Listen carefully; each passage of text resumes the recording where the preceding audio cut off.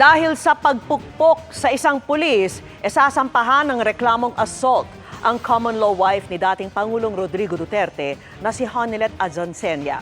Nangyari po yan sa tensyonadong tagpo bago na isakay ng eroplano si Duterte para madala sa The Netherlands. Nagbabalik si Marisol Abduraman.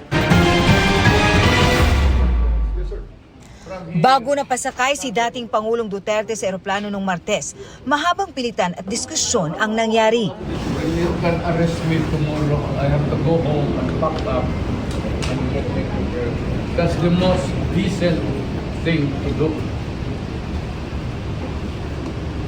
Yan ang pinaka-decent thing magawa. Sino ba ang mas mataas sa iyo? Kausapin mo. Higher than you. Nahili yung tao. I think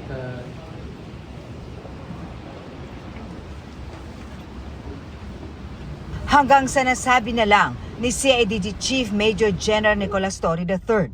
Hihilain ko yan. Hihilain ko yan. Naku, maniwala ka, hihilain ko yan.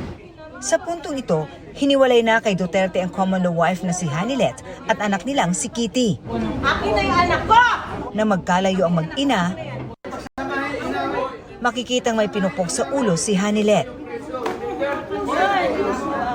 Ito yung gawin niyo! Anak ko! Balik niyo ang anak niyo. Sabi ng PNP, cellphone daw ang ipinupok sa babaeng miyembro ng PNP Special Action Force. Hindi kinilala ng PNP ang pulis, pero nagtamo daw ito ng malaking bukol sa ulo.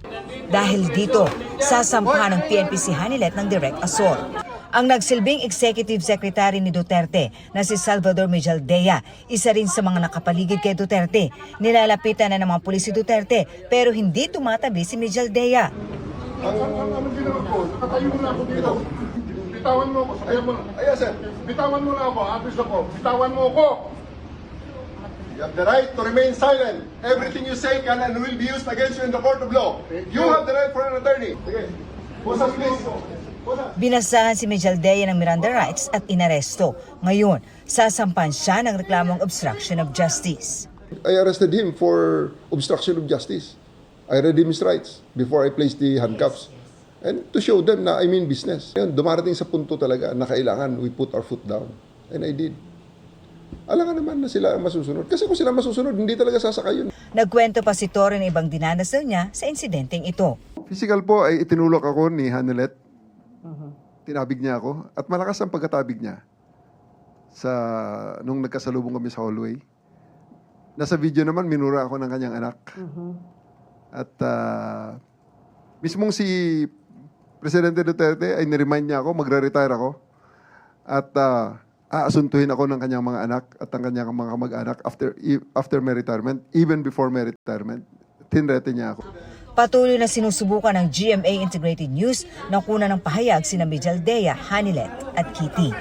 Para sa GMA Integrated News, Marisol Abduraman, Nakatuto, 24 Oras.